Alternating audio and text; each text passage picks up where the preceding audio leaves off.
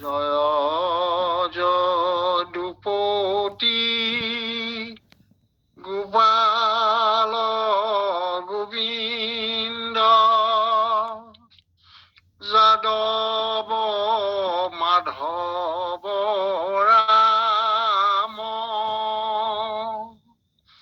ভকতৰ ধন জীৱৰ জীৱন কৰোহো পাৱে প্ৰণাম কৰোহো পাৱে প্ৰণাম। কৃষ্ণ হৰি অ মাধৱ কৃষ্ণ বা আগবাঢ়ক কৃষ্ণ কৃষ্ণ কৃষ্ণ সমস্ত আমি আচলতে এয়া ওম গুৰুজন আজি বিষয়টি উচ্চাৰণ কৰোঁতে ওম মোৰ গুৰুজন ইয়াতে এই গুৰুজনক হিয়াৰ আপোন হিচাপে লোৱা হৈছে সেই কথাটো যাতে যাতে প্ৰকাশ হয়। সেইকাৰণে ও মোৰ গুৰুজন অৰ্থাৎ হিয়াৰ আমঠু বুলি ক'লে মনুষ্যৰ বাবে গুৰুজন। আমি আচলতে গুৰুসকলৰ কথা বিভিন্ন সময়ত বিভিন্ন স্থানত বিভিন্ন ক্ষেত্ৰত গুৰুসকলক পাইছো, কিন্তু আমাৰ পৰম গুৰু শ্ৰীমন্ত শংকৰদেৱ সেই কথাটো আমি গুৰু বুলি ক'লে পোনছাতে আমি তালৈ যাওঁ। যি কি নহওক পৰম শ্ৰদ্ধাৰ পৰা সমস্ত আমাৰ সামান্য বুদ্ধি আৰু অভিজ্ঞতাৰ আমি অকণমান এয়া আগবাঢ়িবলৈ ওলাইছো বিষয়বস্তুৰ মাজলৈ, আৰু আমি সমস্তজনৰ সহায় সহযোগ বিশেষকৈ প্ৰমোদ শইকীয়া প্ৰভু জনা, ভাগৱত ৰত্ন অজিত বৰা প্ৰভু জনা আৰু বিশেষভাৱে আইসকল আছে, লগতে আমাৰ শ্ৰীমন্ত শংকৰদেৱ সংঘৰ প্ৰচাৰ শাখাৰ গগৈ বাবুকে আদি কৰি আমাৰ পৰা সমস্ত আছে, কলা কুশলীসকল আছে। আমি আপোনাৰ সমস্তজনৰ চৰণলৈ পুনৰ সেৱা জনাইছো, আপোনালোকৰ সহযোগিতা সহায় কামনা কৰিছো। কৃষ্ণ। আমি গুৰু শব্দটো কি অৰ্থত গুৰু শব্দটো নিষ্পন্ন হৈছে? গুৰু গু ৰু গু পদে অন্ধকাৰ বুজাইছে, আন্ধাৰ বুজাইছে, আৰু ৰু এয়া দূৰ কৰোতা আঁতৰ কৰা জনক আঁতৰ কৰা বুজাইছে। সেইকাৰণে গুৰু পদটোৱে অন্ধকাৰ নাশ কৰা জনকেই গুৰু বুলি কৈছে। সেই অন্ধকাৰ নাশ কৰাৰ ভিতৰৰ কথাটো এনেকুৱা, আমাৰ জীৱনত অজ্ঞানতাৰ কাৰণে আমি অন্ধকাৰাচ্ছন্ন হৃদয়খনলৈ ঘূৰি ফুৰো। অন্ধকাৰাচ্ছন্ন হোৱাৰ কাৰণে আমি বহু কথা আমাৰ সন্মুখত হৈ থাকে, আমাৰ অনুভৱ নহয়, হৃদয়ত সেয়া তাত কোনো স্পন্দন নহয়, সেইবিলাক বিষয় লৈ কেতিয়াও চিন্তা নকৰো। কিন্তু গুৰুজনাৰ আশীৰ্বাদ, সেই গুৰুজনাই হৃদয়ৰ যি অন্ধকাৰ কোণবিলাক চুকবিলাক সেইবিলাক জ্ঞানৰ পোহৰেৰে উদ্ভাসিত কৰি তোলে জ্ঞানৰ জ্যোতিৰে। সেইকাৰণে তেওঁলোকে অন্ধকাৰ পূৰ্ণ হৃদয়ত অন্ধকাৰ নাশ কৰিব পাৰে, যি কাৰণে তেখেতসকলক গুৰু বুলি কোৱা হয়। এতিয়া আমাৰ গুৰুজনা বুলি ক'লে মহাপুৰুষ শ্ৰীমন্ত শংকৰদেৱ, ইয়াত কোনো আৰু দ্বিতীয় এটি কথা হ'ব নোৱাৰে। তেখেতৰ মানে বিশেষ শাস্ত্ৰ ভক্তি ৰত্নাকৰ শাস্ত্ৰ। ভক্তি ৰত্নাকৰ শাস্ত্ৰ গুৰুজনাই আৰম্ভণিতে বা মূলতঃ মৌলিক সংস্কৃত ভাষাত তেখেতে লিখিছিলে। আৰু সেই শাস্ত্ৰ লিখোতে তেওঁ কৈছে, মই যথেষ্ট এয়া কষ্ট কৰি লিখিছো। পিছত ভক্তি ৰত্নাৱলী শাস্ত্ৰ পাই পেলাই গুৰুজনাই কৈছিলে যে পুথিভাগ পোৱা হলে মই অশেষ কষ্ট কৰি ভক্তি ৰত্নাকৰ শাস্ত্ৰভাগ নিলিখিলোহেঁতেন। যি কি নহওক, ভক্তি ৰত্নাকৰ শাস্ত্ৰ সংস্কৃত ভাষাত লিখিত গুৰুজনাৰ উচ্চতম শিখৰৰ সংস্কৃতজ্ঞ এজনৰ দ্বাৰা লিখা এক বিশেষ সেয়া স্তম্ভ। শংকৰী সাহিত্য, মহাপুৰুষীয়া সাহিত্য একশৰণীয়া হৰিনাম ধৰ্ম প্ৰকাশক। সমস্ত যিমান শাস্ত্ৰ তাৰ ভিতৰত ভক্তি ৰত্নাকৰ শাস্ত্ৰ অন্যতম। অকল অসম মুলুক বুলি নহয়, ভাৰতবৰ্ষৰ সংস্কৃত শাস্ত্ৰসমূহৰ ভিতৰত ভক্তি ৰত্নাকৰ শাস্ত্ৰ উচ্চ শ্ৰেণীৰ শাস্ত্ৰ। প্ৰথম হৈছে আদ্যগুৰু বা পিতৃগুৰু। দ্বিতীয় হৈছে সদ্গুণৰ অধিকাৰী জ্ঞানদাতা গুৰু। আৰু তৃতীয়জন হৈছে কৃষ্ণ উপদেশদাতা গুৰু। এতিয়া প্ৰথম হৈছে পিতৃগুৰু। এই পিতৃজনাই তেওঁৰ জৰিয়তে আমি সংসাৰলৈ আহিলো। আৰু সন্তানে সৎ ব্যক্তি হওক, প্ৰভু কৃষ্ণৰ প্ৰতি অচলা ভকতি থাকক, কাৰো প্ৰতি অন্যায় অবিচাৰ যাতে নকৰক, জীৱনত তেওঁ গুণী আৰু পৰম ভক্তিমন্ত হওক ইত্যাদি চিন্তাৰে পিতৃজনে পুত্ৰৰ প্ৰতি সকলো সময়তে উপদেশ, নীতি কথা, বাট প্ৰদৰ্শন ইত্যাদি কথাখিনিত পিতৃজনে সহায় কৰে পুত্ৰক, সন্তানক। সেইকাৰণে পিতৃৰ যি দিগদৰ্শন, সেই পিতৃৰ দিগদৰ্শনৰ বাবেই পুত্ৰই একেবাৰে আৰম্ভণিতে গৃহ ভাগতেই সৰু কালৰ পৰা নীতি কথা, ভকতি ভাৱ, প্ৰাৰ্থনা আদি এয়া অনুশীলন কৰা স্বভাৱ সেই পিতৃগৰাকীৰ বাবেই সম্ভৱ হয়। শিক্ষা দীক্ষা গ্ৰহণ কৰাৰ ক্ষেত্ৰত পিতৃগৰাকী সদায় সচেতন। সেই পিতৃয়ে গতিকে প্ৰথম গুৰু। আমাৰ শংকৰ গুৰুজনাই ভক্তি ৰত্নাকৰ শাস্ত্ৰত সেইজন আমাৰ জীৱনৰ আদ্য গুৰু, সেইজনক পিতৃগুৰু বুলি অভিহিত কৰিছে। ইয়াৰ পিছত আহিলে মনুষ্য জীৱনৰ ইহকালত অন্ন, বস্ত্ৰ আৰু আশ্ৰয়, এই তিনিটা বিশেষ প্ৰয়োজন পূৰণৰ বাবে নিপুণ সুযোগ্য হৈ সংসাৰত থাকি সেইখিনি আহৰণ কৰি সংসাৰত তেওঁ ঈশ্বৰ চিন্তা কৰিব পৰা যি দেহ আৰু মনৰ অধিকাৰী হ'ব লাগে, এয়া সাধন কৰিবৰ বাবে সংসাৰত থাকি বিভিন্ন বিদ্যা সম্পৰ্কীয়, বিভিন্ন জ্ঞান, বিভিন্ন কৌশল, শিক্ষা দীক্ষা, পঢ়া শুনা সমস্ত হাতৰ কাম বা তেওঁ সেই শিক্ষাৰ জৰিয়তে উদ্ভাৱনী শক্তি ল'ব পৰাকৈ যিদৰে উপযুক্ত কৰি তোলে, সেইসকল হৈছে ইয়াৰ দ্বিতীয়জন শিক্ষক। আমাৰ বিদ্যালয়ত শিক্ষাগুৰু পালো।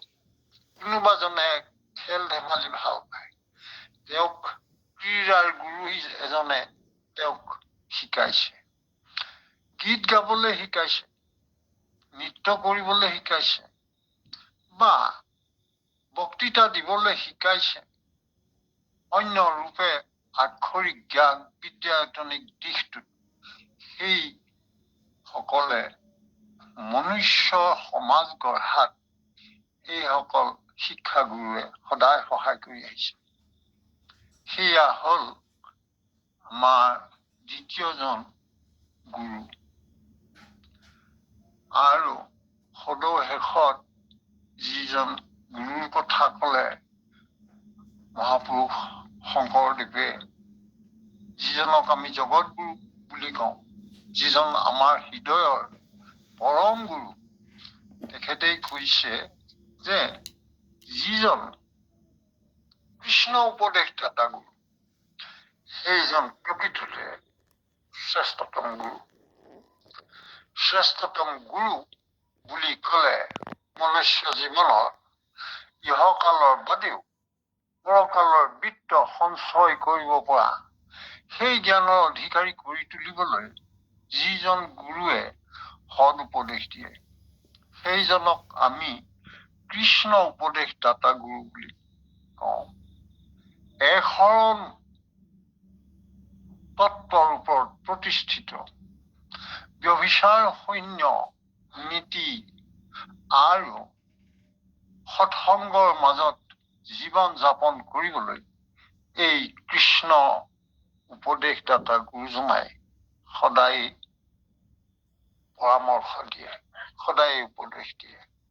সেইকাৰণে এই তিনিজন গুৰুৰ ভিতৰত তৃতীয়জন গুৰু, যিজনে কৃষ্ণ উপদেশদাতা গুৰু, সেইজনক শ্ৰেষ্ঠতম গুৰু বুলি কোৱা।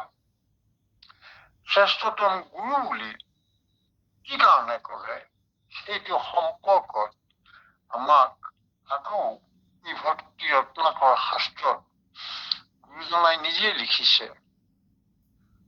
শাস্ত্ৰ প্ৰজানয় মাত্ৰ নুহিকে ভকত, তাৰ উপদেশে বুধ পজে লোকত। যদি বা ভকত হুৱে শাস্ত্ৰ নজানয়, নপাৰে খণ্ডিতে তেবে শিষ্যৰ সংশয়। যিজন গুৰুৱে কৃষ্ণ উপদেশ দিছে, প্ৰথম কথা হল সেইজনে তেওঁ এইটো স্থানৰ হব লাগিব, যিজনে তেওঁ ভকত হয় কিন্তু তেওঁ শাস্ত্ৰজ্ঞ নহয়, বা যিজন শাস্ত্ৰ জানে কিন্তু তেওঁ ভকত হলে নহয়। তেওঁ যদি ভকত নহয়, তেতিয়াহলে শিষ্যৰ মনত বোধ জন্মাব নোৱাৰে। আকৌ ভকত হয় কিন্তু শাস্ত্ৰ তত্ত্ব নাজানে, তেতিয়াহলে শিষ্যৰ মনত থকা সংশয় খণ্ডন কৰিব নোৱাৰে।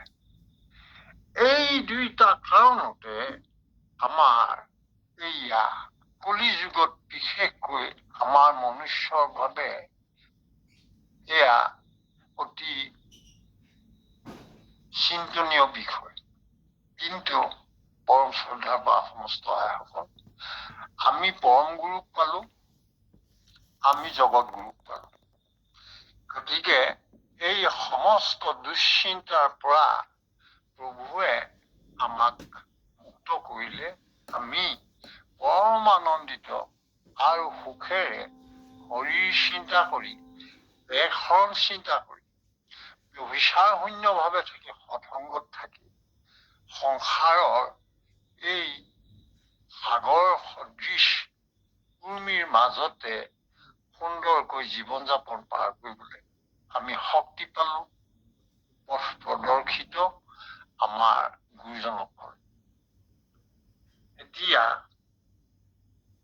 ইয়াতে আকৌ উত্তম যিজন গুৰু, যিজনে কৃষ্ণ উপদেশদাতা গুৰু, সেইজনক কিদৰে পদ সেৱা কৰিব লাগে, তেওঁক কিদৰে ভজিব লাগে, তেওঁক সেৱা কৰিব লাগে,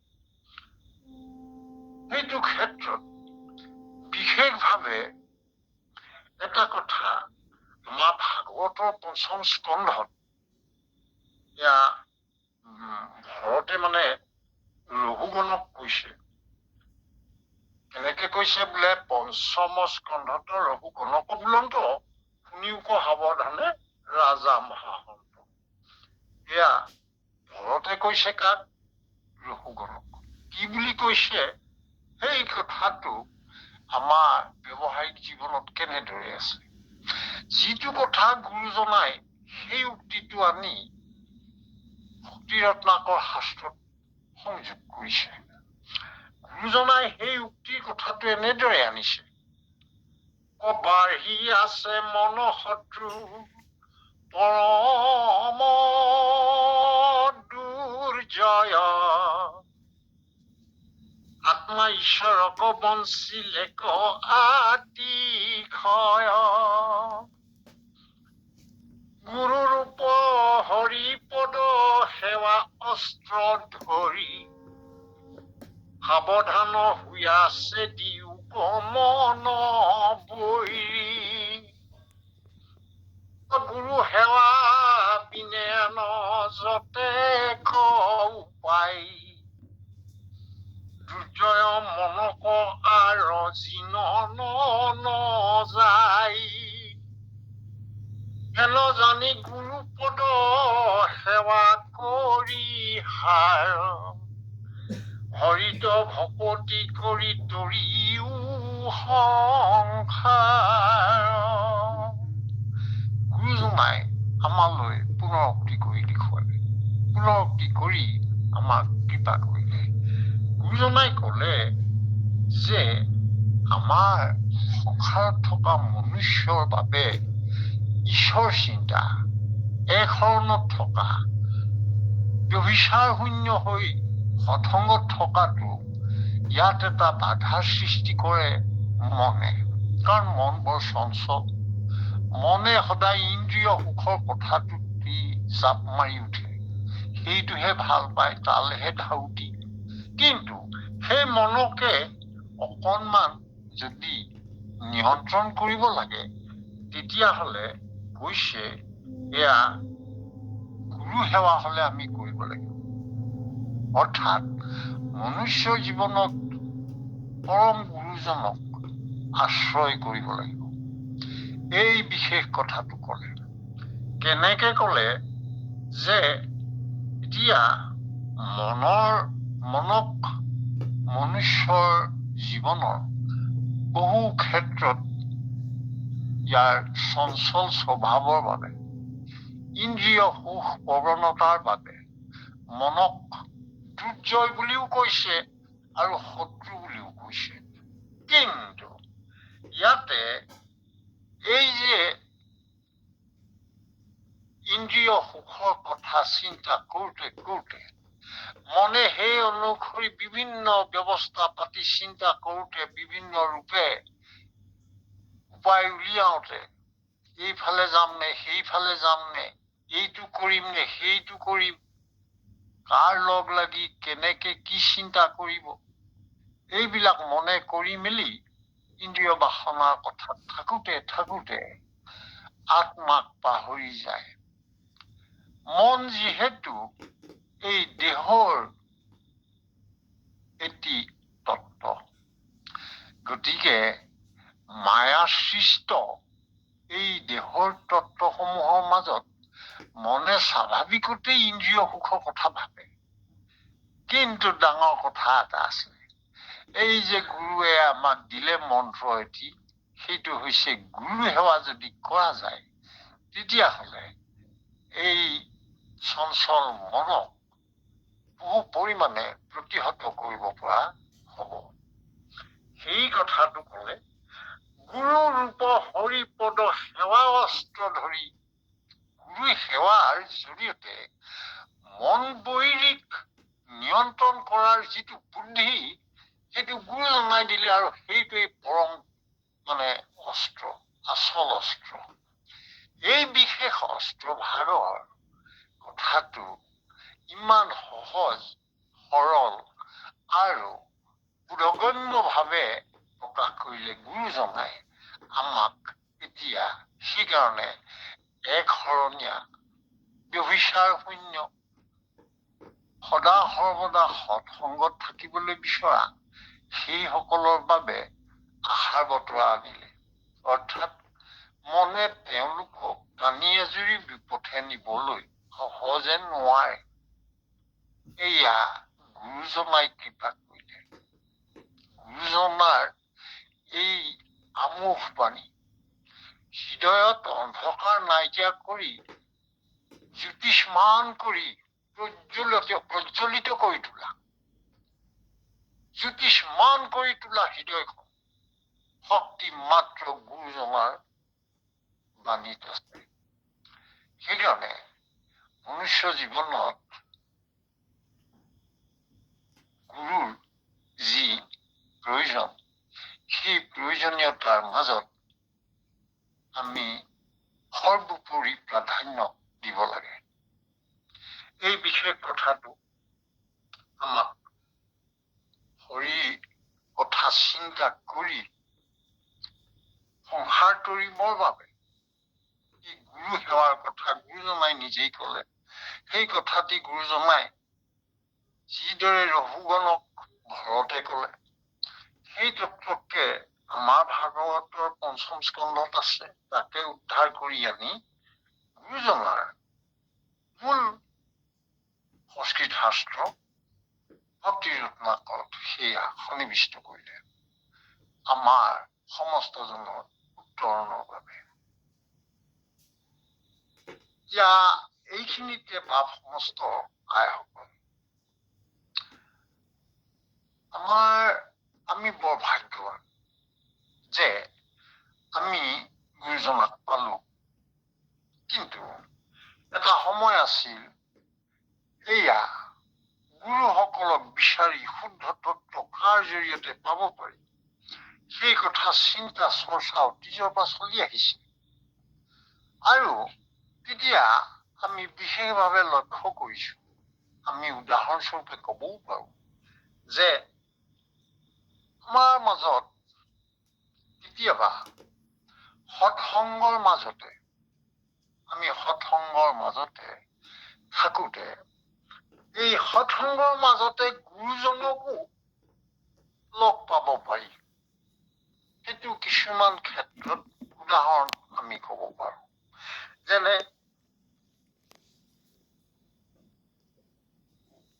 এই বিশেষ কথাটিৰ কাৰণে অৱশ্যে গুৰুজনাইও আমাক দঢ়াই কৈছে যে সদায় সৎসংগত থাকিব লাগে। কাৰণ সৎসংগৰ মাজতে গুৰুতত্ব কথা, গুৰুজনাৰ উপলব্ধি, গুৰুজনাৰ প্ৰদত্ত সমস্ত জ্ঞান, সেইখিনি ব্যৱহাৰিকভাৱে সৎসংগৰ মাজতো পোৱা যায়। তেনেকুৱা আমি ভাগৱত শাস্ত্ৰত অনেক পাইছো। সেইখিনি হৈছে বোলে আমি প্ৰথমে নাৰদৰ কথা কব পাৰো। কেলে নাৰদে আমি আৰম্ভণিতে পাইছো, নাৰদ হৈছে এয়া দাসী পুত্ৰ। প্ৰথম জন্মত আমি নাৰদক দাসী পুত্ৰ ৰূপে পাইছো। তেওঁৰ সৎসংগ আছিল 4জন সিদ্ধ, যাৰ ঘৰত দাসী হিচাপে এই দাসী পুত্ৰৰ মাতৃয়ে কাম কৰিছিল। তেখেতৰ ঘৰলৈ 4জন সিদ্ধ আহিলে। এতিয়া মাকৰ লগতে দাসী পুত্ৰ হিচাপে তেওঁ আকৌ এই লগতে সেই ঘৰলৈ মাকৰ লগতে যায়, আৰু তালৈ 4জন সিদ্ধ আহি ঈশ্বৰ কৃষ্ণৰ কথা পাতিলে।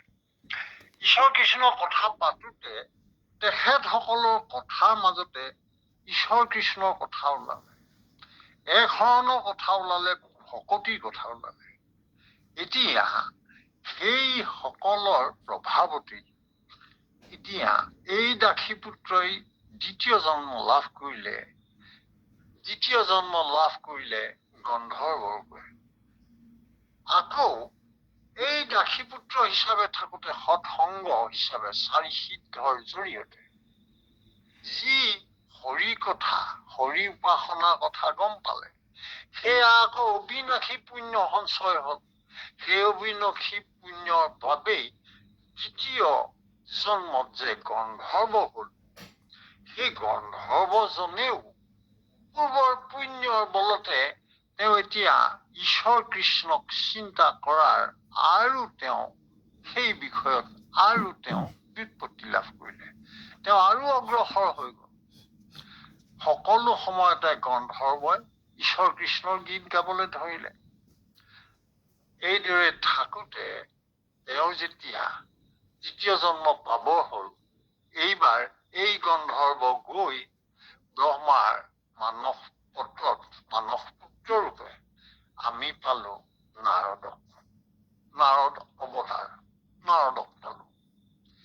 এইয়া সৎসংগৰ মাজতে এনেকৈ নাৰদৰ একেবাৰে আৰম্ভণিৰ সেই চাৰিজন গুৰু, অৰ্থাৎ সৎসংগৰ বাবে সেই গুৰু কেইজনকো লাভ কৰিলে। তাৰপিছত আকৌ দ্বিতীয়তে আৰু আমি কিছু কথা পাতিব পাৰো। আমাৰ মাতৃ হিচাপে এয়া সুনীতিৰ কথা আমি সকলোৱে জানো। তেওঁ এইটো কথা কব পাৰি, তেওঁ সৎ উপদেশ দিলে, আৰু সেইবাবে পুত্ৰই গৈ পেলাই ঈশ্বৰৰ আৰাধনাত বহিলে। আৰু তাৰ ফলশ্ৰুতিত সেইজন শিশু, যিজনে প্ৰভুকে একেবাৰে ভাল পালে, ব্যভিচাৰ শূন্য ভকতি পালে, যিজনে ঈশ্বৰ কৃষ্ণৰ বাদে সকলো তেওঁৰ হৃদয়ত নগণ্য হৈ পৰিল, সেইজন আকৌ কোন? আমি জানিলো সেইজন আন কোনো নহয়, ধ্ৰুৱ। এতিয়া ধ্ৰুৱৰ সৎসংগ হিচাপে মাতৃগৰাকীৰ উপদেশ, এতিয়া মাতৃৰ উপদেশৰ বাবে এতিয়া সেই অৱস্থানত গুৰু হিচাপে তত্ত্ব কথা উপদেশ দিয়াৰ বাবে এতিয়া আমি পালোগৈ ধ্ৰুৱক। ধ্ৰুৱ ঈশ্বৰৰ পৰম প্ৰিয়। এয়া আমি সৎসংগৰ মাজতে গুৰুজন সোমাই আছে, সেয়াও কলো। এয়া আমাৰ উদাহৰণৰ দুইটি। আকৌ আমি পাইছো গয়াধুৰ কথা। গয়াধুৰ সৎসংগ নাৰদ, কাৰণ আশ্ৰমত থাকোতে নাৰদে গয়াধুক সদায় সুন্দৰকৈ ভাগৱত কথা কৈ আছে। ইফালে আকৌ গয়াধু তেওঁৰ গৰ্ভত থকা সন্তান, সেই সন্তানেও ইতিমধ্যে এই নাৰদৰ সুন্দৰ কথা, ভাগৱত কথা শুনি আছে। গতিকে গয়াধুৰ সৎসংগ হিচাপে নাৰদৰ সেই দুইটি সৎসংগ, সেই সৎসংগৰ কাৰণে আমি আকৌ এই গয়াধুৰ গৰ্ভত থকা যিজন, সেইজন হল প্ৰহ্লাদ। আমি প্ৰহ্লাদক পালো। এইয়া হল আমাৰ সৎসংগৰ মাজতে প্ৰকৃত জ্ঞানৰ সন্ধান দিব পৰা, একান্ত শৰণৰ তত্ত্ব কথা কব পৰা তেনেকুৱা সৎসংগৰ মাজতে আমাৰ গুৰু হিচাপে আমি পাব পাৰো। সেয়া তেনেকুৱাকৈ হৈছে। এতিয়া পৰম তেজস্বী জ্ঞানৰ অধিকাৰী প্ৰহ্লাদ ৰূপী পৰম ভকতজন আমাৰ সন্মুখত পালো। এয়া আমি সকলোৱে পাইছো। এতিয়া আহক ব্যাসৰ কথা। সেইটো এটা উদাহৰণ। কাৰণ ব্যাসে তেওঁ অনেক 17খন শাস্ত্ৰ লিখিলে। লিখাৰ পাছতো তেওঁ দেখিলে তেওঁ দেখোন মনত দেখোন শান্তি নাই। তেওঁ খাওঁতে, শুওঁতে, উঠোতে, বহোতে তেওঁ কিবা এটি যেন সকলো সময়তে উচতনি ভাৱ, মনত শান্তি নোহোৱা ভাৱ, চাঞ্চল্য বিৰাজমান, কোনো কথাতে তেওঁৰ শান্তি নাই। তেওঁ সেই সময়ত ইমান বিপদৰ সময়ত উপস্থিত হলহি নাৰদে কলে যে ব্যাস, তুমি যি শাস্ত্ৰ ৰচনা কৰিলা, ইয়াত কিন্তু পৰম পুৰুষ যিজনৰ কথা প্ৰকাশ পাব লাগিছিল বেছিকৈ, সেইজনৰ কথা প্ৰকাশেই নকৰি তুমি যিখিনি কথা কলা, তাৰ জৰিয়তে কৰ্মকাণ্ড, জ্ঞান মাৰ্গ আৰু ভিন্ন তন্ত্ৰ মন্ত্ৰৰ এই বিষয়বিলাকলৈহে গল। তোমাৰ বাবেই অনেক পশু, জীৱ, পক্ষী ইত্যাদি নাশ হবলৈ কাৰণ হৈ পৰিল, জীৱবধৰ কাৰণ হৈ পৰিলা তোমাৰ এই শাস্ত্ৰসমূহৰ বাবে। গতিকে তুমি এক কাম কৰিব লাগিব, তুমি এনে এখন শাস্ত্ৰ লিখা, যিখন শাস্ত্ৰ অবিহনে প্ৰভু ভগৱন্তৰ অকল কৃষ্ণৰ কথাৰ বাবে, একান্ত শৰণৰ কথাৰ বাবে, ব্যভিচাৰ শূন্য ভকতিৰ কথাৰ বাদে অন্য একো নাথাকে। এইয়া পঢ়ি জীৱৰ মুক্তি সম্ভৱ হব, তুমিও এই তাপৰ পৰা মুক্ত হবা। অৰ্থাৎ আমি দেখিলো ব্যাসৰ ক্ষেত্ৰত সৎসংগ হিচাপে নাৰদ আহিলে, আৰু নাৰদৰ উপদেশৰ কাৰণেই এতিয়া পৰম জ্ঞানৰ অধিকাৰী হল, যিজনে উপলব্ধিৰ মাজেৰে আমালৈ অনেক তত্ত্ব কথা ভাগৱত এয়া প্ৰকাশ কৰিছিল। 18 নম্বৰ শাস্ত্ৰ পুৰাণৰ সিংহ ইটো মহাভাগৱত। এয়া আমি পালো। সিদিনা আমাৰ মাধৱ পুৰুষে মণিকাঞ্চন সংযোগৰ জৰিয়তে নিজেই কৃতাৰ্থ হল, আৰু শংকৰে গুৰুজনাই বুজি পালে যে তেওঁৰ প্ৰকৃত সতীৰ্থ বান্ধৱ, প্ৰকৃত প্ৰপন্ন শিষ্য এই মাধৱ আন কোনো নহয়, তেওঁৰ পৰম বান্ধৱ। অৰ্থাৎ মাধৱৰ জৰিয়তে আকৌ কলতে ঢুকাতে কল হল, কাৰণ মাধৱে এতিয়া প্ৰকাশ কৰিলে গুৰু কোনজন, সহজভাৱে মনুষ্যই বিচাৰি পাব পৰা সেইজন পৰম গুৰু কোন, সেই কথাটি এতিয়া মাধৱৰ জৰিয়তে প্ৰকাশ হল। এইয়া আমি গুৰুৰ কথা পাতোতে গুৰুৰ মাজতে কেতিয়াবা সৎসংগতেই গুৰুজন আছে, এনেকুৱা উদাহৰণ বিলাকৰ কথা আমি আলোচনা কৰিলো। এতিয়া আমাৰ কেৱল সৎসংগৰ মাজতেই গুৰুজন নহয়, আমাক আন সময়ত পৰম অনুসন্ধিৎসু জ্ঞানী বুদ্ধিমান সেইসকলে প্ৰকৃতিৰ বুকুতো গুৰুজনৰ সেয়া চিহ্নিত কৰিছিল। গুৰুজনাৰ বিশেষভাৱে প্ৰকৃতিৰ বুকুৰ পৰাও অনেক সময়ত অনেক ৰূপে গুৰু তত্ত্ব উপদেশ এই অনুসন্ধিৎসুজনে লাভ কৰিছিল।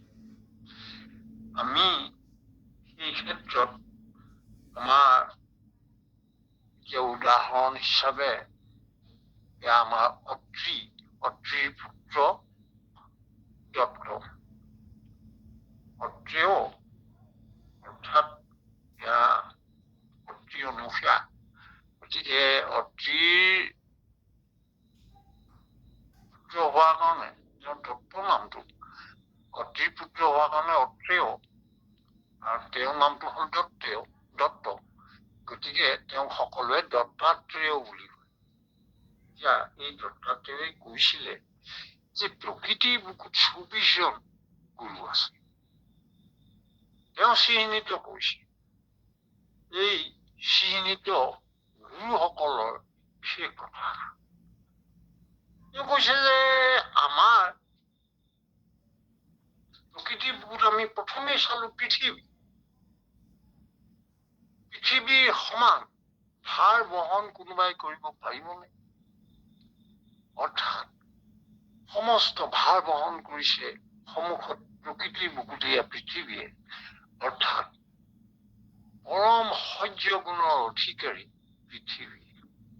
পৃথিৱীৰ দৰে সহ্য গুণৰ অধিকাৰী, পৰম সহিষ্ণু গুণৰ অধিকাৰী। সেই লক্ষ্য যিটো ৰূপত পৃথিৱীয়ে ভাৰ বহন কৰে, ঠিক তেনেকুৱাকৈ বায়ু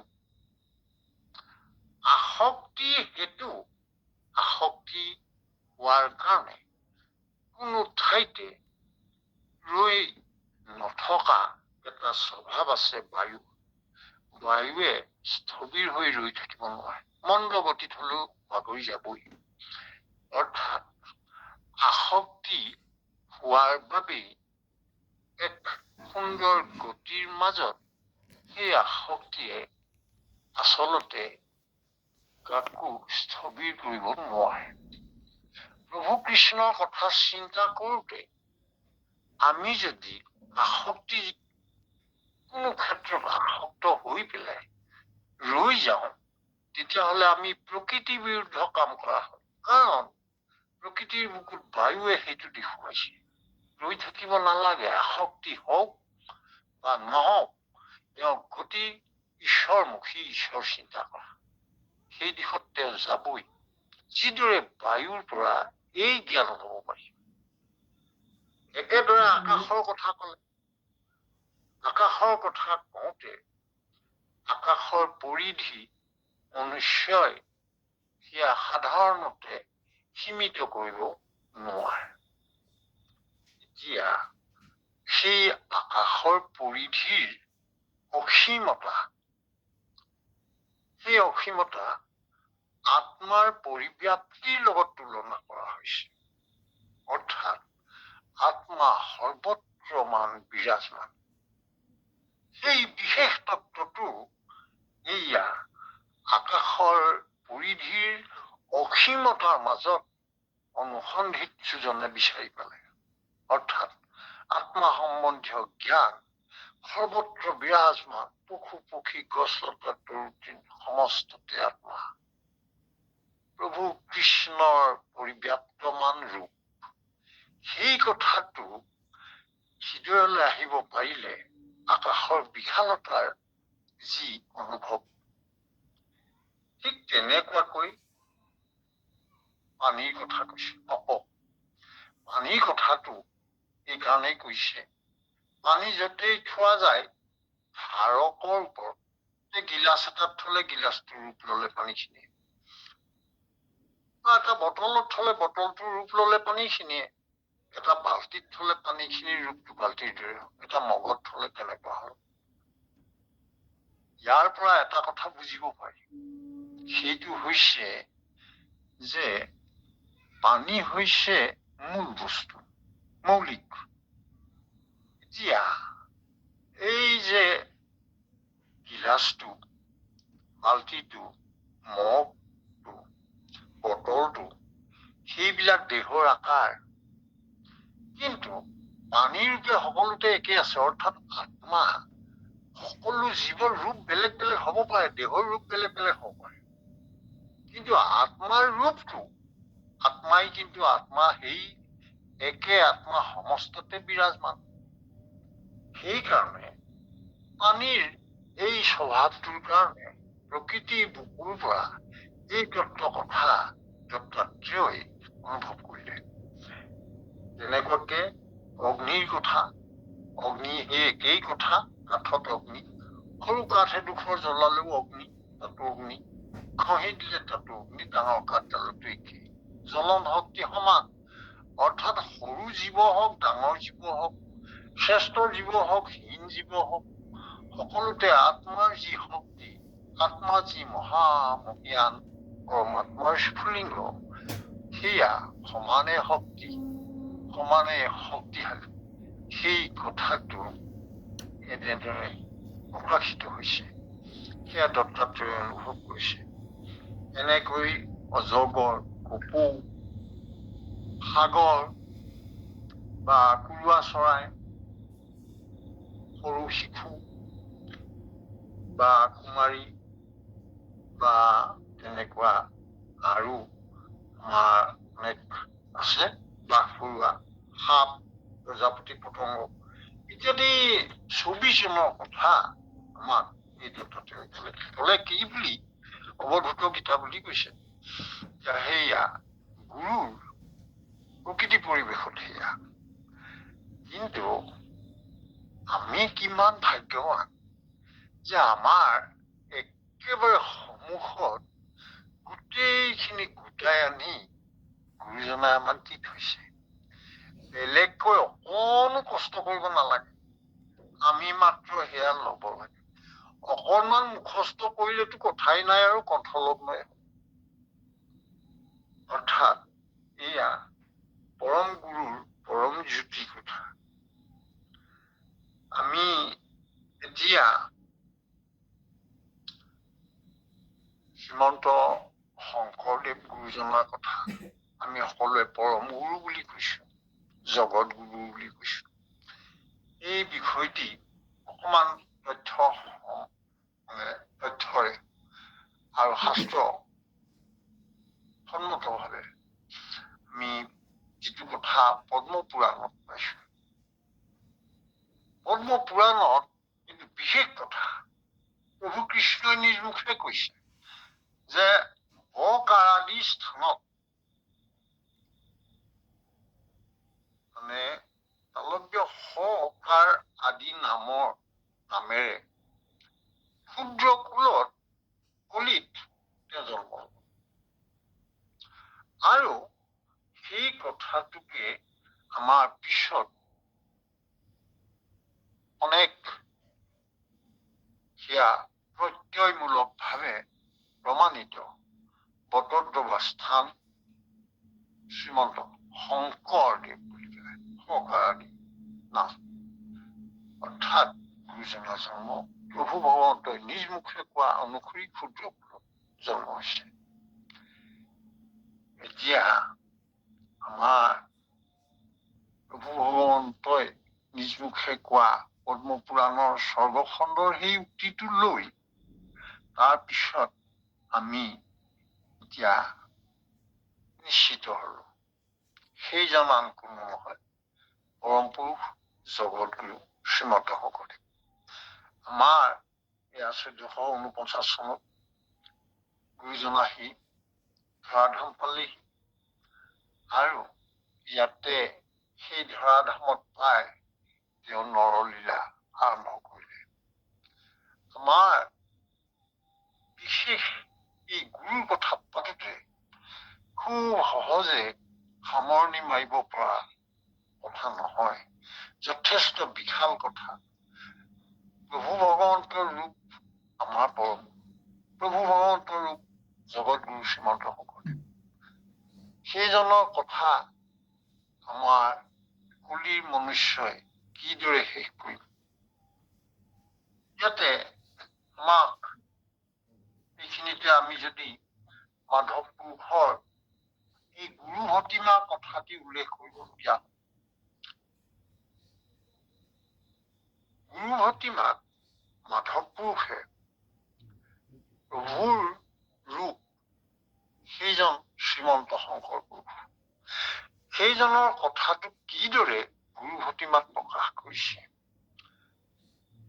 জয় গুৰু শংকৰ সৰ্বগুণাকৰ চাকেৰি নাহি কেও পাম তুহাৰি শৰণ কৰেনো শত কোটি বাৰেক কৰো প্ৰণাম দৰক্ষিত সুন্দৰ গৌৰ কলে বৰ জৈশ্যন সুৰ পৰকা সকল সভাসদ ৰঞ্জন জাগিৰি দৰ্শনে পাপ বিনা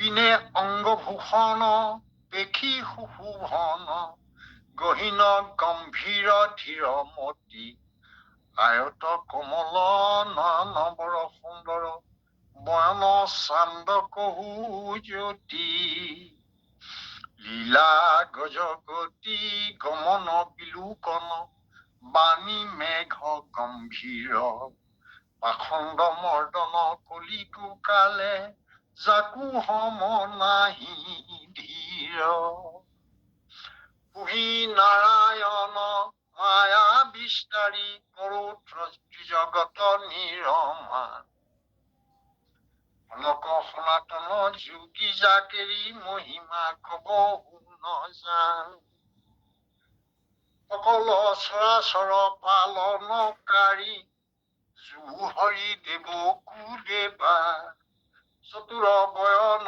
সুৰপতি জাকি কৰুণিত চৰণ সেৱা চাৰি বেদ শিৰোমণি মাজে জাকেৰি চৰণ বিকাশ পুহি দেৱক কলি কলিকো শংকৰ দেৱ প্ৰকাশ এতিয়া আচল কথাটো পৰিচয় কৰালে কেনেকৈ ত্ৰিভুৱন মণ্ডন দেৱকী নন্দন জুহৰি মাৰল কংস জগজন তাৰণ দেৱ নাৰায়ণ শংকৰ তাকেৰি অংশ মায়া নৰতনু ধৰি হৰি ভকতি কয়লি বহু পৰচাৰ হব নৰ পাপ পয়োধি মজ্জল তাহে কয়লি উদ্ধাৰ অবনিশি সাৰি বেদ বিচাৰি বেকত কৰো হৰি নাম জাকেৰি বয়নে মিলাই গাই পাই মনোৰথ কাম ইত্যাদি কৈ এয়া মানৱ সমাজলৈ স্পষ্ট ৰূপে পৰিচয় কৰালে মাধৱ পুৰুষে আমি এটা শব্দ কৈছিলো যে শংকৰ পুৰুষে নিজেই কৈছে মাধৱ তোমাক পাই আমি পূৰ্ণ হৈছো অৰ্থাৎ ইয়াৰ মাজতে মাধৱৰ যি পূৰ্ণতা সেয়া কিন্তু মাধৱে আকৌ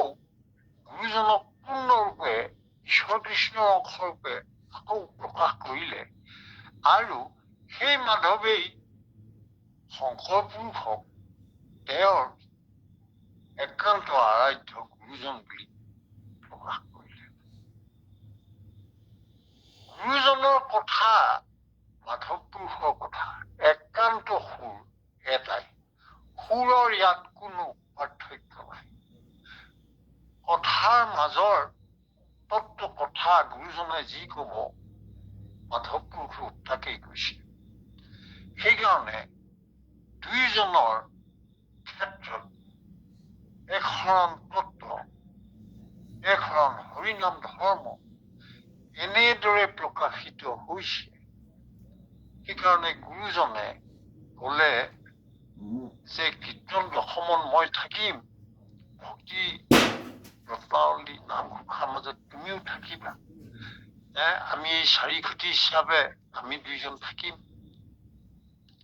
ইয়াৰ অৰ্থটো পৰম গুৰুৱে প্ৰকৃত সন্ধানটো দি গৈছে পৰম গুৰুৱে তেওঁৰ পৰম পৰিপূৰক সহযোগী হিচাপে মাধৱ পুৰুষক লৈ তেওঁ সেয়া পূৰ্ণ কৰিছে লীলা প্ৰভু ভগৱন্তৰ যি লীলা তেওঁৰ নিজৰ গুণনাম প্ৰচাৰ কৰাত সহযোগী হিচাপে মাধৱক পাইছে আৰু সেয়া এই যে স্বৰ্গখণ্ডৰ কথা পদ্মপুৰাণত সেই কথা ইয়াতে পূৰ্ণৰূপে এয়া লীলায়িত হৈছে লীলা চৰিতাৰ্থ হৈছে আমাৰ এতিয়া এই গোটেই কথাখিনি পতাৰ পাছত আমি এতিয়া আচল আৰু দুটি কথা যদি নেপাতো তেতিয়াহলে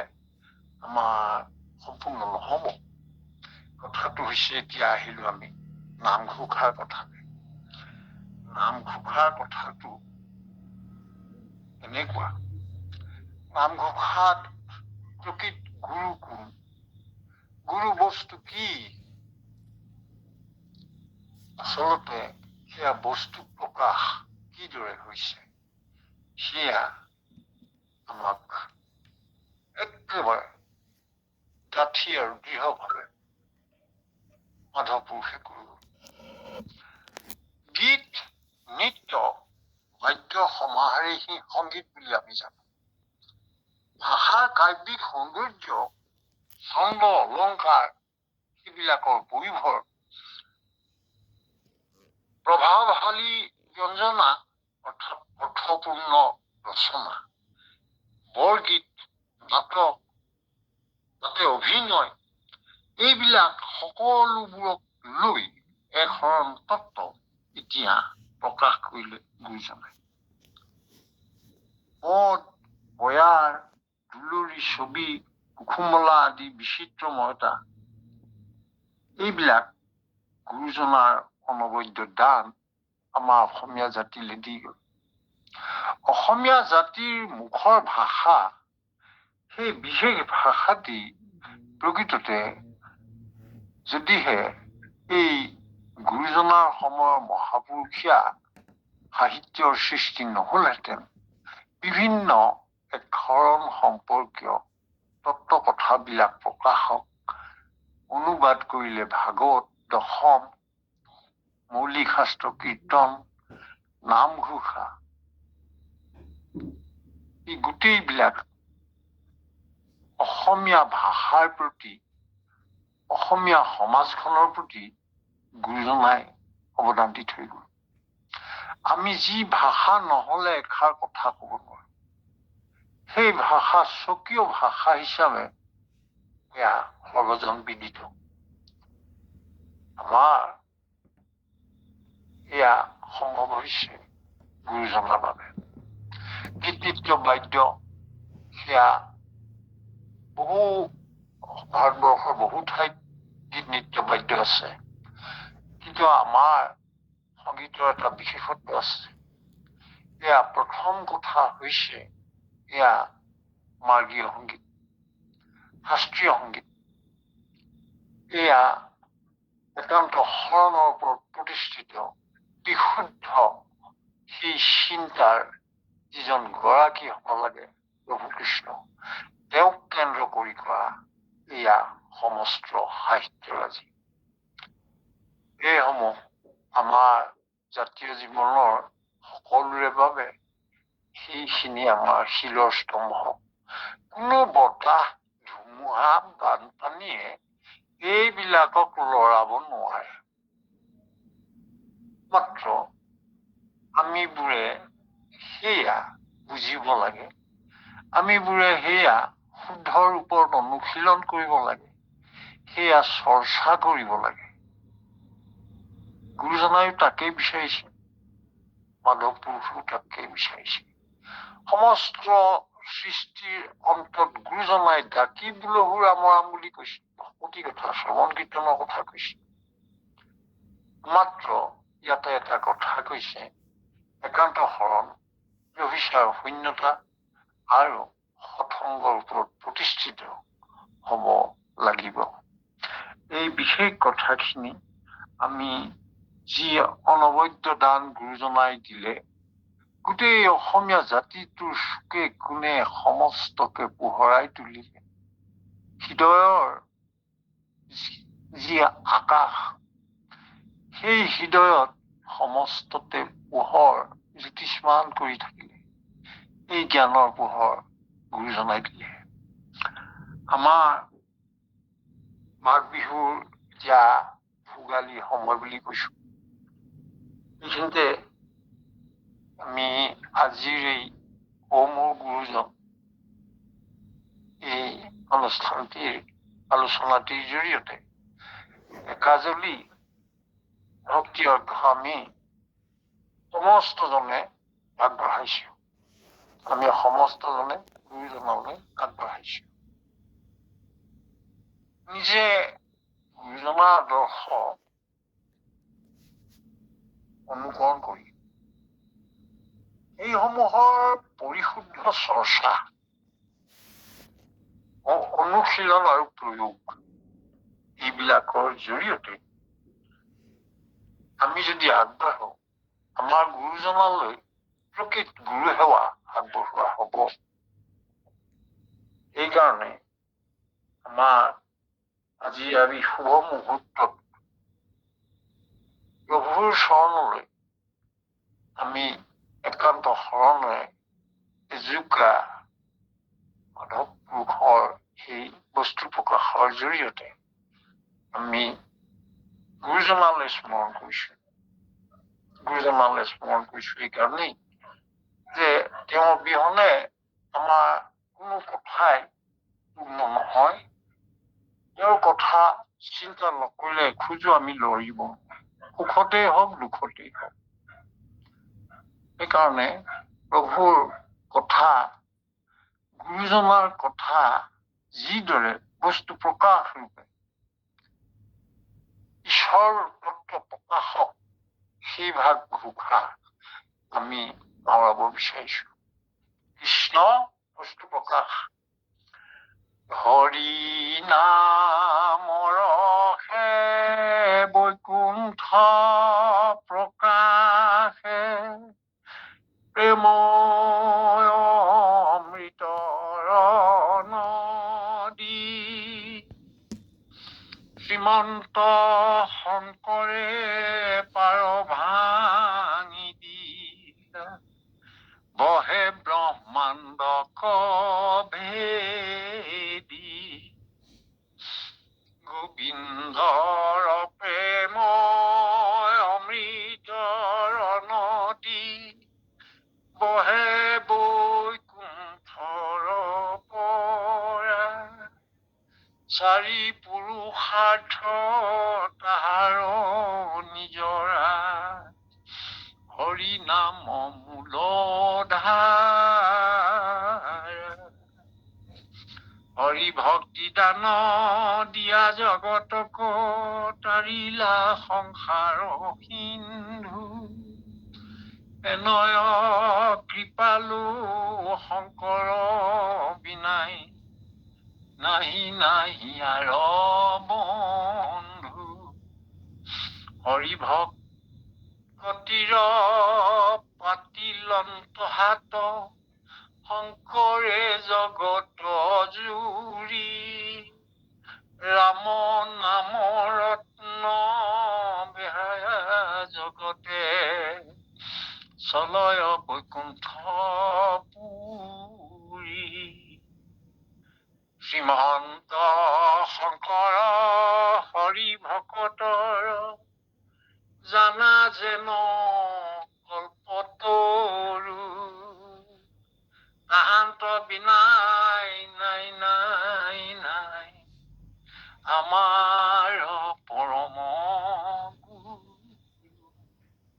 আমাৰ পৰম গুৰু কৃষ্ণ উপবিষ্ট বুদ্ধিজন আপোনাসৱৰ নিৰ্দেশ আৰু আপোনাসৱৰ কৃপা গুণে আপোনাসৱৰ সংগ আমি লাভ কৰিছো। আমি আগতেই এই কথাটি মাজত প্ৰকাশিত কৰিছিলো যে সৎসংগ পালেহে আচলতে আমাৰ ভকতি সাধন হব, সিদ্ধ হব। অৰ্থাৎ গুৰুজনাই সেই কথাটো আমাক বাৰে বাৰে কৈছে। সন্মুখত কীৰ্তন দশম আছে গুৰুজনা, লগত নামঘোষা ৰত্নাৱলী আছে, মাধৱো আছে। মাত্ৰ আমি লগ হৈ সেয়া সেই দুজনৰ চিন্তা কৰি অৰ্থাৎ পৰম গুৰু শ্ৰীমন্ত শংকৰ, জগতগুৰু শ্ৰীমন্ত শংকৰ, সেয়া গুৰুজনাৰ চৰণলৈ আমি সদায় তেনেদৰে প্ৰেম, ভকতি আৰু নিষ্ঠা প্ৰদৰ্শন কৰিব লাগে। আমাক প্ৰভুৱে সমস্ত জনক সেই শক্তি দিয়ক, আমি যেন সকলো সময়তে সেই গুৰুজনাৰ কৃপা সদায় লাভ কৰি থাকো। তাৰ বাবে যাতে আমি একান্ত শৰণত থাকিব পাৰো, ব্যভিচাৰ শূন্য ভাৱে সৎসংগত থাকি জীৱনৰ সময়বোৰ পাৰ কৰিব পাৰো। তাৰ বাবে আমি প্ৰভুৰ চৰণত আজি এই শুভ মুহূৰ্তত ভোগালীৰ সময়খিনিত প্ৰভুলৈ মনত পেলাই সেৱা জনাইছো। পৰম শ্ৰদ্ধা ভাৱ সমস্ত আকৌ আপোনাৰসমূহৰ চৰণলৈ আমি এইখিনি আগবঢ়াইছিলো। আমাৰ অল্পমতি তাতে কলিযুগৰ মনুষ্য আমি বহুত ভগৱন্তৰ কথা, যিজন ভগৱন্ত নিজেই পৰম গুৰু, তেওঁৱেই আকৌ জগত গুৰু, সেইজনক পাই পেলাই আমি ধন্য হল। কিন্তু আমি সেইখিনি বৰ্ণনা নিশ্চয় মনুষ্যৰূপে শতকৰা 100% শুদ্ধ হৈ নিশ্চয় কব নোৱাৰো। ইয়াৰ বাবে আমি নিজে অনুভৱ কৰো যে আমাৰ কৰবাত হয়তো তৃপ্তি হল, কৰবাত হয়তো অনেক কথা কবলৈ থাকি হল। আমি আপোনালোকৰ চৰণলৈ পুনৰ সেৱা জনাইছো। দাস হিচাপে আপোনালোকৰ চৰণত আমাক স্থান দিব আৰু প্ৰভুৰ চৰণলৈ এজোপা ঘোষাৰে সেৱা জনাই আমি সামৰণি দিশলৈ আগবাঢ়িছো। কৃষ্ণ